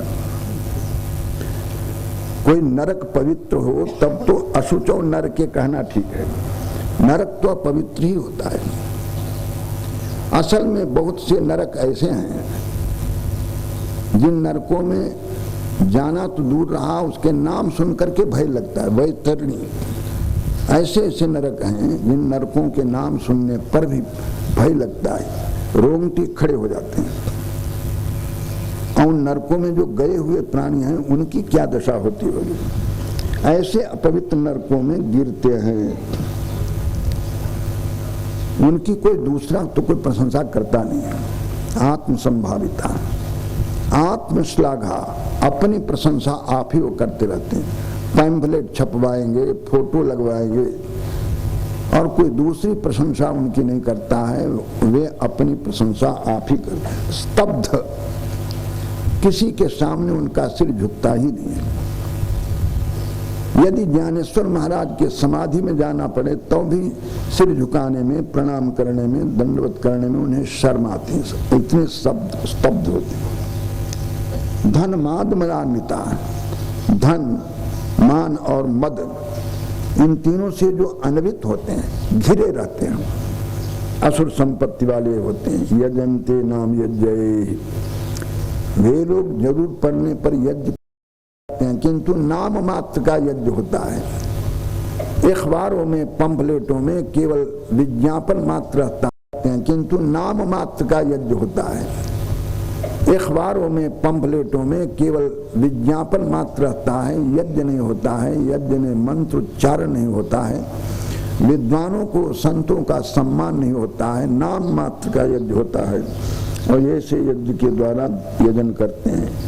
दंभेन अविधि पूर्वकम यजन्ते, दिखावे के लिए बिना विधि विधान के यज्ञ करते हैं। असुर संपत्ति वाले लोगों की यह दशा होती है। इतना ही नहीं, अहंकारम बलम दर्पम कामम क्रोधम च संसृता माम आत्म परदेहेषु परद्विषन्तुभ्यसु एका। माम आत्म परदेहेषु, अपने और परदेह में मैं ही बैठा हूं आत्मा रूप से, नियंता रूप से। उस मुझ सच्चिदानंद विश्व नियंता परमात्मा के प्रति भी द्वेष करते हैं, मुझ में भी दोष देखते हैं। द्वेष करते हैं माने क्या? द्वेष ही करते हैं, मेरा अनुशासन नहीं मानते हैं। सबसे बड़ा यही दोष है कि भगवान का अनुशासन, वेद की आज्ञा, शास्त्र की आज्ञा, श्रेष्ठ पुरुष का आदेश न मानना, यही उनके साथ द्वेष है। आज्ञा समन सुसाही सेवा, आज्ञा मानने के समान और कोई दूसरी सेवा नहीं है। अहंकारम बलम दर्पम कामम क्रोधम च संसृता, वे इन सब का आश्रय लिए रहते हैं। अहंकार का आश्रय, शारीर बल का आश्रय, दर्प का आश्रय, काम क्रोध का आश्रय लिए रहते हैं। और आत्म परदेहेषु माम परद्विषन्तः, उसके शरीर में भी नियंता और आत्मा रूप से मैं बैठा हूं, परदेह में भी नियंता और आत्मा रूप से बैठा हुआ हूं। उनके साथ में अत्यंत द्वेष करने वाले असुरी संपत्ति वाले होते हैं। अभ्यसूयका, और वहां भी आत्मा परमात्मा में दोष ही देखते रहते हैं। ठीक है, ये सब तो आश्रय संपत्ति वालों की झांकी आपने दिखलाई भगवान, पर प्रश्न यह होता है कि इनके साथ आपका क्या रिश्ता है? इनके साथ आपका कुछ करना कर्तव्य है कि नहीं? भगवान श्री कृष्ण कहते हैं हाँ, उनको मैं कुछ करूंगा। तान हम द्विषदा पुराण संसारे सुनराधमान छिपामि अजस्त्रम अशुभान आसुरी स्वेव योनिषु। वाह, ऐसे आसुरी संपत्ति वालों के साथ भगवान अपना कार्यक्रम बतला देते हैं। मैं उनके साथ में क्या बर्ताव करता हूं, सुन लो। तान कुर्वरान द्विषतः संसारे सुनराधमान, ये संसारों में नीच मनुष्य हैं, नराधम हैं, क्रूर हैं, द्वेषी हैं। उनको मैं क्या करता हूं? छिपामी, मैं फेंकता हूं। जैसे स्टेशनों पर बोरी कुली लोग फेंकते हैं ना, आदर से थोड़े फेंकते हैं, वो फटे चाहे कुछ हो, हमारा क्या, हमारे बाप का क्या बिगड़ता है। इसी तरह से ऐसे लोगों को मैं फेंकता हूं। छिपामी अजस्त्रम, एक बार नहीं बार बार। कहाँ? अशुभान संसारे अशुभान आसुरी स्वेव योनिषु, आसुरी योनि में पशु पक्षी कीट पतंग, ऐसी योनियों में मैं फेंकता हूं। जैसे स्टेशन पर कुली लोग बोरी को फेंकते हैं, बेदर्दी के साथ फेंकते हैं, ऐसे असुरों को मैं इन आसुरी योनियों में फेंकता रहता हूं। मेरी ओर से उनके लिए यही पुरस्कार समझो, यही दंड समझो। तान दिशतः क्रूरान संसारे सुनराधमान, संसार में उन नराधम पुरुषों को, क्रूर पुरुषों को, पर द्वेष करने वाले पुरुषों को मैं छिपामी अजस्रम, एक बार नहीं बार बार मैं फेंकता हूं। बार बार मैं उनको फेंकता हूं। आसुरी स्वेव योनिषु, आसुरी योनियों में भी। जहां प्रकाश मिलना नहीं है। आप अपना कम सौभाग्य मत समझिए।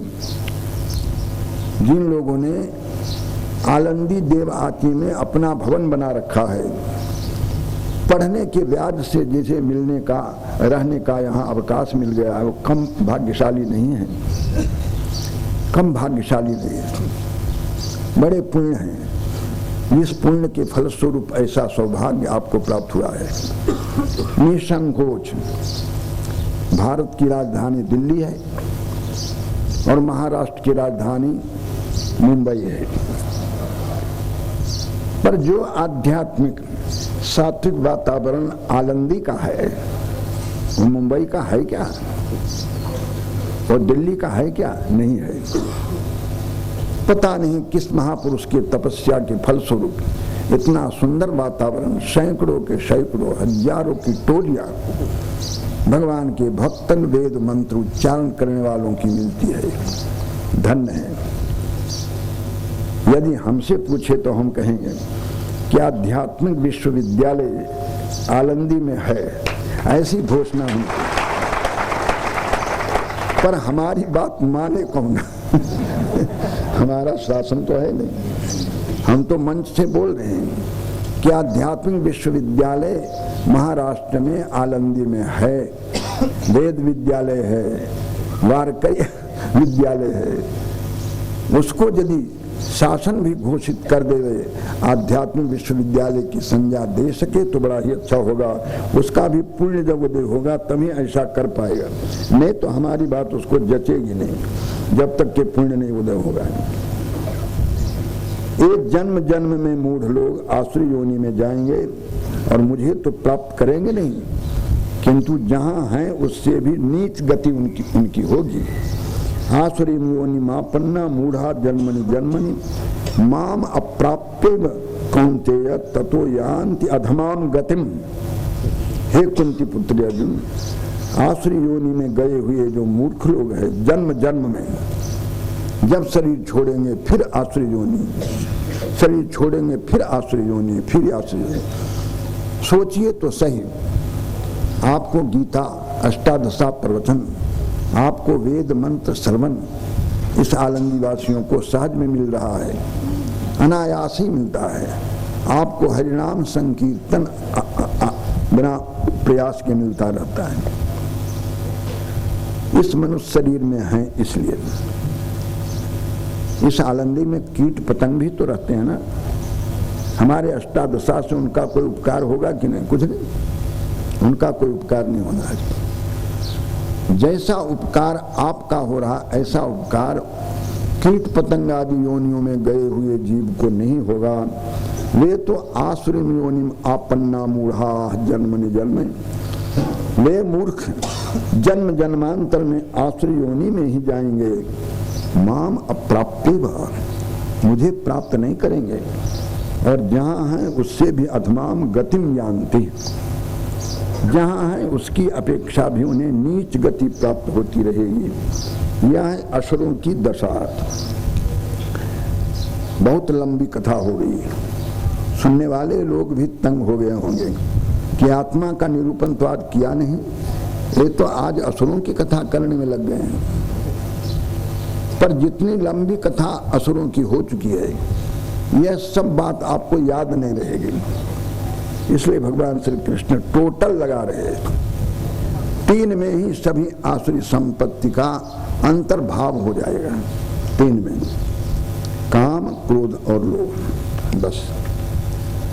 त्रिविधम नरकस्येदं द्वारम नाशनमात्मनः कामः क्रोधस्तथा लोभ तस्मादेत्यम त्यजेत्। सावधान भी करेंगे।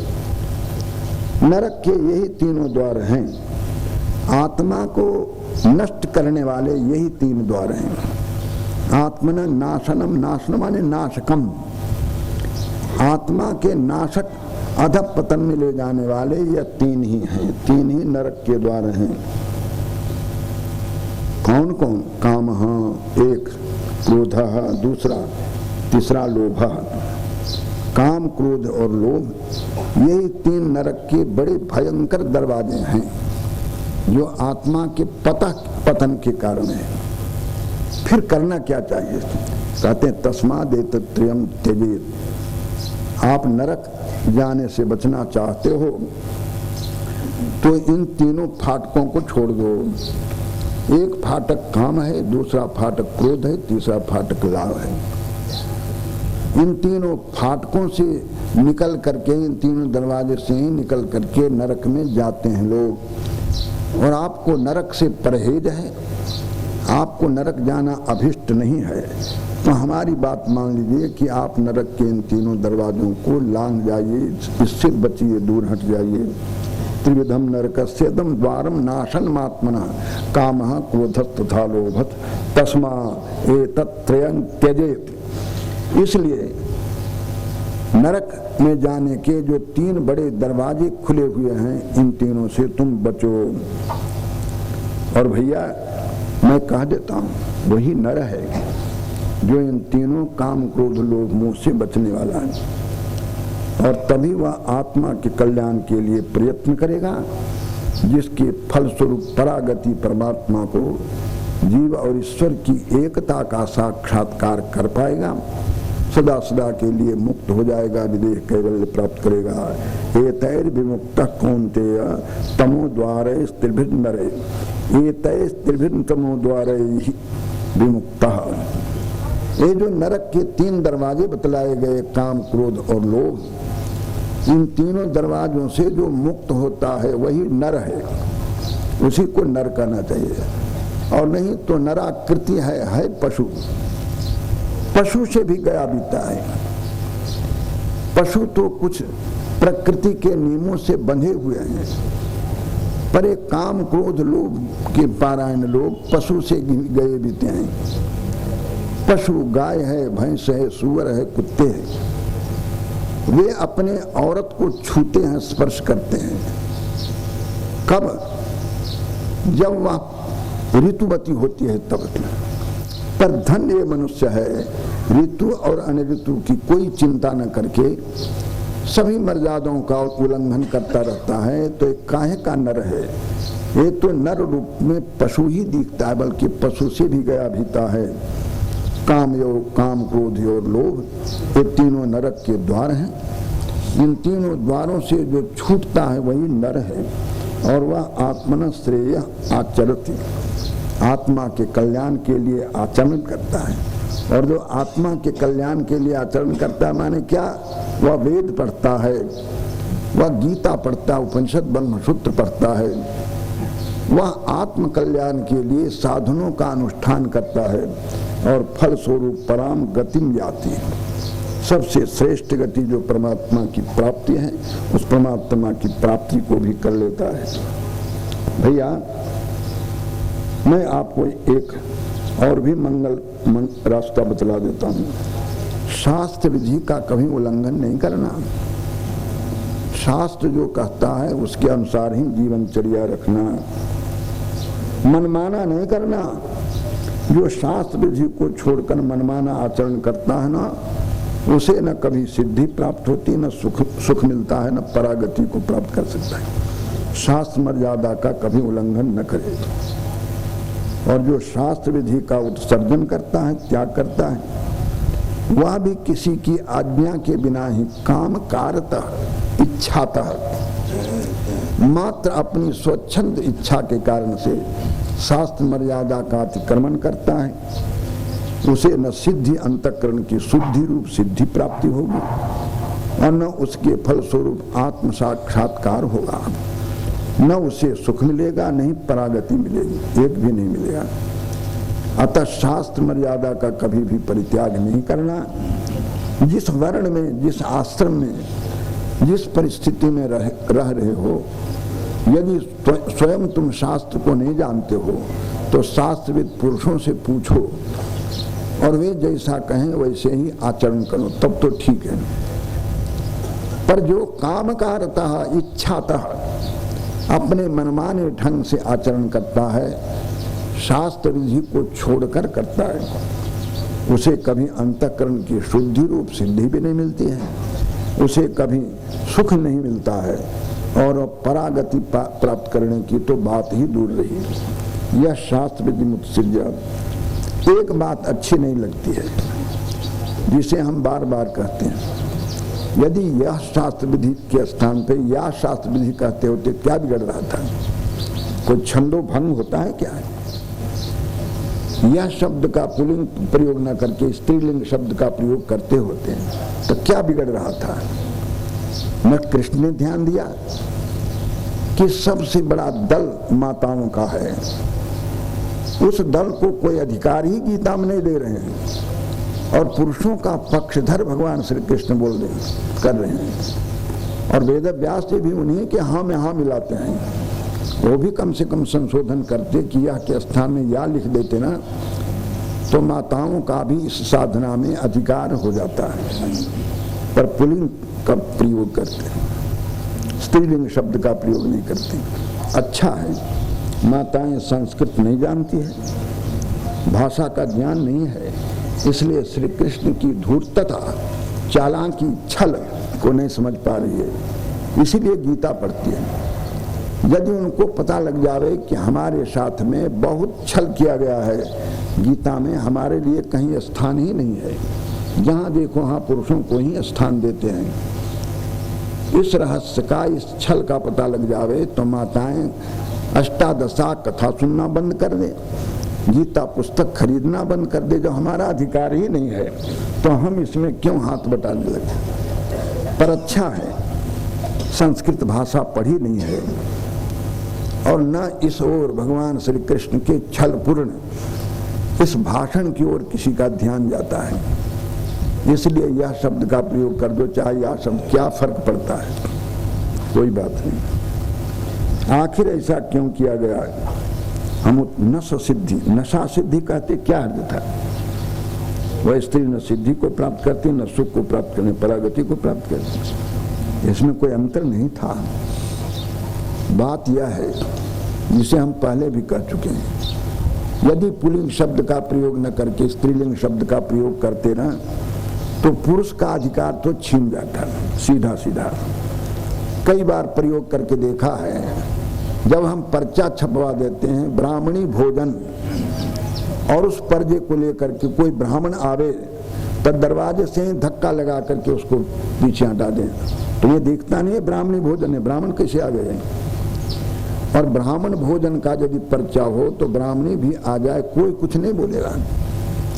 इतने सहनशील ये पुरुष लोग होते हैं और माताओं में वो तितिक्षा नहीं है, भगवान श्री कृष्ण जानते हैं, इसलिए सदा पुल्लिंग शब्द का प्रयोग गीता में करते हैं, स्त्रीलिंग शब्द का प्रयोग नहीं करते। संविधान भी ऐसा ही है, पुल्लिंग शब्द का प्रयोग करने पर स्त्री का अधिकार छीना नहीं जाता है, पर स्त्रीलिंग शब्द का प्रयोग कर देने पर पुरुषों का अधिकार इन साधनाओं में छीन जाएगा।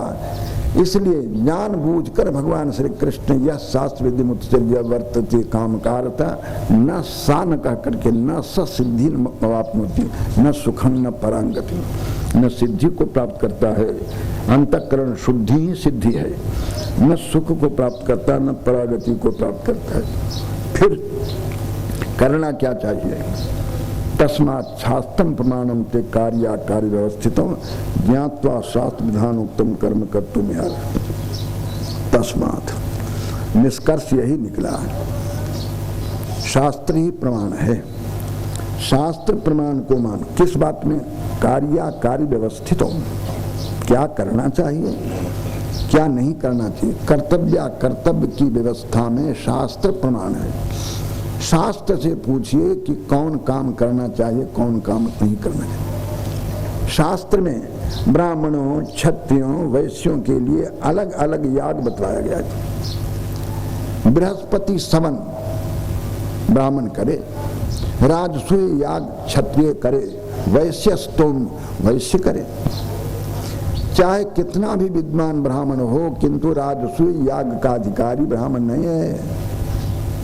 वह तो राजा राजसूय नहीं यजेता, जाति से क्षत्रिय हो अथच राजा हो, वही राजसूय याग के द्वारा परमेश्वर का यजन कर सकता है। वैश्य स्तोम के द्वारा वैश्य लोग देवार्चन कर सकते हैं। यदि वो चाहेंगे कि बृहस्पति सवन के द्वारा देव याजन करे तो बृहस्पति सवन में न क्षत्रिय का अधिकार है न वैश्य का अधिकार है। बृहस्पति सवन तो ब्राह्मण ही कर सकता है। प्रश्न यह होता है कि ऐसी स्थिति में यदि राजसूय यज्ञानुष्ठान में ब्राह्मण का अधिकार नहीं है और राजा जाति से क्षत्रिय हो किंतु अर्थ संपन्न नहीं है, तब भी नहीं कर सकता है। पर राजसूय याग का फल चाहता है, अश्वमेध यज्ञ का फल चाहता है, और अश्वमेध यज्ञ क्षत्रिय कर सकता है, ब्राह्मण तो कर नहीं सकता है, न वैश्य कर सकता है, न सन्यासी कर सकता है। वैसी स्थिति में जो जाति से क्षत्रिय नहीं, जाति से ब्राह्मण है, जो गृहस्थ नहीं अपितु सन्यासी है, ब्रह्मचारी है, वह व्यक्ति अश्वमेध यज्ञ का फल चाहता है, तब क्या करे? एक प्रश्न खड़ा होगा। बृहदारण्यक शांकर भाष्य के ऊपर सुरेश्वराचार्य की वार्तिक है। सुरेश्वराचार्य अपने वार्तिक में लिखते हैं कि इसीलिए तो बृहदारण्यक उपनिषद के प्रथमाध्याय प्रथम ब्राह्मण जिसे अश्वमेध ब्राह्मण कहते हैं, उस अश्वमेध ब्राह्मण में अश्वमेध उपासना बतलाई गई। जो अश्वमेध याग के अधिकारी नहीं है क्योंकि ब्राह्मण हैं, न धन उनके पास है इसलिए अश्वमेध याग नहीं कर सकते, उस स्थिति में अश्वमेध का फल प्राप्त करने वाले को क्या करना चाहिए? तो सुरेश्वराचार्य कहते हैं कि वह अश्वमेध उपासना करे। अश्वमेध उपासना करने मात्र से ही अश्वमेध यज्ञानुष्ठान का फल अनधिकारी अश्वमेध यज्ञानधिकारी को भी प्राप्त हो जाएगा। उपासनाओं में एक उपासना नहीं है, उपनिषदों में अनेक उपासनाएं हैं। जिन उपासनाओं का वर्णन जब अष्टादशा उपनिषद अष्टादशा प्रवचन होता है ना, जैसे गीता अष्टादशा प्रवचन हो रहा है, ऐसे दशों उपनिषद के ऊपर भी अष्टादशा प्रवचन हो सकता है। अहमदाबाद में डोंगरे महाराज का भागवत सप्ताह प्रारंभ होने वाला था। उसमें प्रारंभ दिन हम भी गए थे और भी कुछ संत गए थे। हमने कहा इतनी बड़ी पुस्तक श्रीमद् भागवत, उसको 7 दिन में सप्ताह भागवत के ब्याज से सुना सकते हैं? सुनाते नहीं हैं, हल्ला तो करते हैं हम भागवत सप्ताह करेंगे, पर भागवत सप्ताह पारायण भी ठीक ठीक होता है कि नहीं, हमको उसमें भी संदेह है।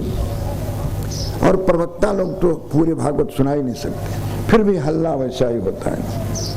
तो क्यों नहीं प्रस्थानत्रय को भी इसी रूप में सुनाया जाए? यह संकल्प तभी हमारे मन में उत्पन्न हुआ था और उसका पहला प्रयोग हमने मुंबई में किया, ब्रह्मसूत्र अष्टादशा का प्रयोग किया। उसके बाद तो उपनिषद अष्टादशा, गीता अष्टादशा भी चल रहा है। उसी चिंतन का परिणाम यह है कि आज आलंदी में भी गीता अष्टादशा प्रवचन हो रहा है। तो जब अष्टादशा प्रवचन का प्रसंग आता है, उस समय हम इन बातों के ऊपर सिंहावलोकन करते हुए चलते हैं। उपनिषदों में कैसी कैसी उपासनाएं आई हैं और उन उपासनाओं का अनुष्ठान किस प्रकार से किया जाए, उसको बतलाते हुए चलते हैं। अश्वमेध यज्ञ के जो अधिकारी नहीं हैं और फल चाहते हैं कि हमें भी अश्वमेध यज्ञ का फल प्राप्त हो, उनके लिए अश्वमेध उपासना कही गई है। उस अश्वमेध उपासना से ही उन अधिकारियों को, अनधिकारियों को भी अश्वमेध यज्ञानुष्ठान का फल प्राप्त होता है। ऐसे इन दिनों हमारे छोटे बड़े भाई बहुत से हैं जो अश्वमेध याग की बात करेंगे, और कभी कभी महाराष्ट्र में भी अश्वमेध याग होगा। और ऐसे बहादुर हमारे हरिद्वार ऋषिकेश में बहुत से हैं, आपको ठग लेंगे। अब आप उनकी पकड़ में आ जाएंगे और आप कहेंगे कि हमारे यहाँ अश्वमेध यज्ञ चल रहा है, जबकि अश्वमेध अनुष्ठान करने वालों को पता भी नहीं है कि अश्वमेध किसको कहते हैं और कैसे होता है। फिर भी ये भोली भाली जनता को अश्वमेध नाम से, अश्वमेध अनुष्ठान के बहाने से वंचना करते रहते हैं। यह है अन्याय। पर जब आप शास्त्र पढ़ते नहीं है, वेद पढ़ते नहीं है, तो जो कुछ वो करेंगे उसी को अश्वमेध कहेंगे, तो आप गलती उनकी कैसे पकड़ सकते हैं? आपको तो पता ही नहीं कि अश्वमेध कैसे होता है, और वो कहेंगे कि यही अश्वमेध है, एक फोटो रख देंगे और कहेंगे अश्वमेध यज्ञ हो चला। तस्मात् शास्त्रम प्रमाणम ते कार्याकार व्यवस्थितौ, कर्तव्य कर्तव्य की व्यवस्था में शास्त्र ही प्रमाण है। शास्त्र विधानोक्तम कर्म कर जात्वा कर्तुम कर, शास्त्र विधान से कर्म को जानो और तब करो। बस श्रद्धा त्रिविभाग योग नामक इस अध्याय में यही निकला कि शास्त्र को सामने रख करके कर्म करो। कर्तव्य कर्तव्य में शास्त्र ही प्रमाण है। और इन शब्दों के साथ दैवासुर संबंध विभाग योग नामक जो 16वां अध्याय है, और 16वां अध्याय पूर्ण हो जाता है। अब 2 अध्याय रह गए हैं, 17 और 18, और 3, जबकि एक ही दिन में आप 2 अध्याय सुन चुके हैं। आज प्रातः काल आपने 15वां अध्याय सुना और सायंकाल 16वां अध्याय सुना। तब 2 अध्याय है, तो कल प्रातः काल 1 अध्याय, सायंकाल दूसरा अध्याय। फिर आगे 2 दिन क्या करेंगे? अध्याय की दृष्टि से तो कल ही हो जाएगा दोनों, ऐसा नहीं है। अध्यायों का कलेवर एक जैसा नहीं है। आगे 3 अध्याय हैं और 3 दिन भी अष्टादशा के बच गए हैं। उन तीनों दिनों में आगे आने वाले दोनों अध्यायों पर विचार करेंगे। आज यहीं पर विराम देते हैं। कल फिर प्रातः 8 बजे से 6 से 7 बजे गीता शांकर भाष्य का पारायण, और 8 से 10 बजे तक के फिर गीता अष्टादशा प्रवचन सुनेंगे, करेंगे। आज यहीं पर विश्राम देते। हरि ओम। ओम पूर्णमदः पूर्णमिदं पूर्णस्य पूर्णमादाय शांति शांति।